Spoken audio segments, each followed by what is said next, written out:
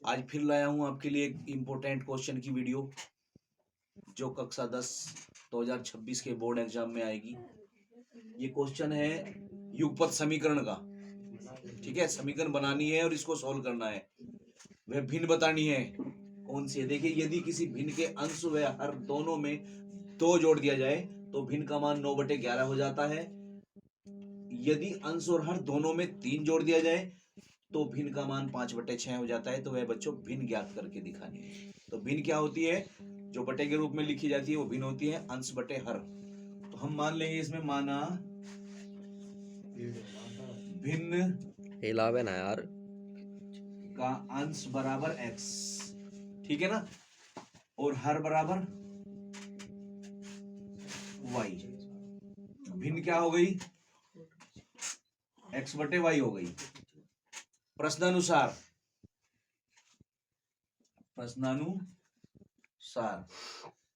तो देखिए, पहली शर्त में क्या कह रहे हैं बच्चों? ये पहली शर्त में कह रहे हैं ये कि अंश व हर दोनों में 2 जोड़ दिया जाए। तो ऊपर भी 2 जोड़ देंगे और नीचे भी 2 जोड़ देंगे। तो क्या हो जाएगा? 9/11 हो जाएगी भिन्न। तो 9/11। अब इसकी लिखेंगे वज्र गुना करने पर। तो इसकी इसमें गुना और इसकी इसमें गुना। तो 11 करो, 11 की x में करेंगे तो क्या आएगा? 11x। 11x प्लस 11 दूनी 22 प्लस बराबर। अब इसकी करेंगे 9y बराबर 9 दूनी 18 प्लस 16। अब ना x और y एक साइड कर लेंगे और ये अचर पद एक साइड कर लेंगे। तो 11x माइनस के 9y इधर आके ये माइनस के हो गए, 18 ये 22 उधर जाके माइनस के हो गए। तो 11x माइनस के 9y और बराबर कितने बचे बच्चों? 6। ये बचे आपके 6 नहीं, ये बचे 4 बचे, माइनस के 4 बचे। समीकरण हो गई 1। एक समीकरण हमें प्राप्त हो गई। अब दूसरी शर्त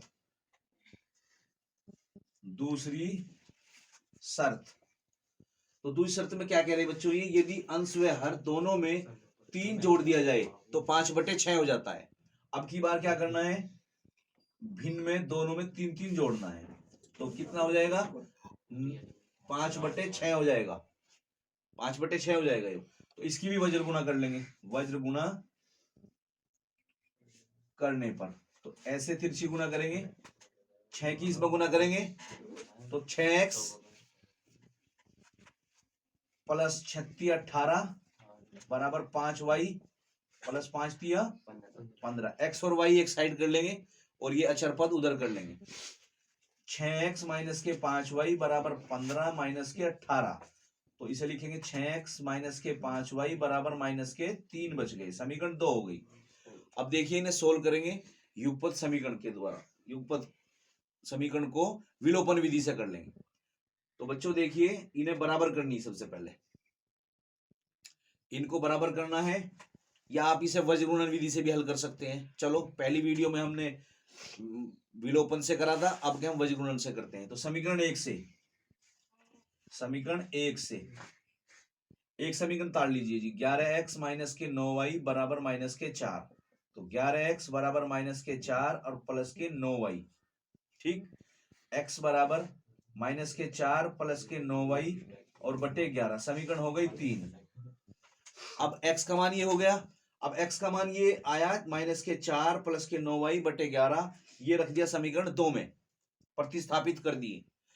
ये ना प्रतिस्थापना विधि है, तो इसका मान उसमें प्रतिस्थापित करने पर x का मान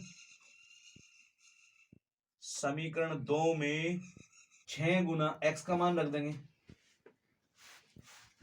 माइनस के 4 प्लस के 9y बटे 11 और माइनस के 5y बराबर माइनस के 3। तो बच्चों इसमें क्या काम करेंगे? इसमें इसका बटा 1 करके 11 लघुत्तम ले लेंगे। 1 की दर गुना करेंगे यानी 6 के अंदर गुना कर लेंगे। माइनस के 6 चौक 24 और प्लस 6 9 6 54y और माइनस 11 पंजे 55y बराबर माइनस के 3। इधर कर लेंगे साइड में। तो इसे लिखेंगे माइनस के 24 और 55y में से 54y गए ये हमारे बचेगा माइनस के वाई और बराबर ये हमारा 11 नीचे है भाग में, तो उधर गुना में चला जाएगा। 11 तिया 33, 11 गुना इधर हो गई -3 में। माइनस के वाई बराबर माइनस के 33 और प्लस के 24। ये माइनस के 24 उधर जाके प्लस के हो गए, तो ये हो गए माइनस के कितने बचे, पहले में से 4 गए 9 ही बचे, माइनस माइनस प्लस हो गए, तो y का मान आ गया बच्चों 9। अब y का मान समीकरण 3 में रख लेंगे। y का मान समीकरण 3 में रखने पर तो 3 समीकरण ताड़ लेंगे।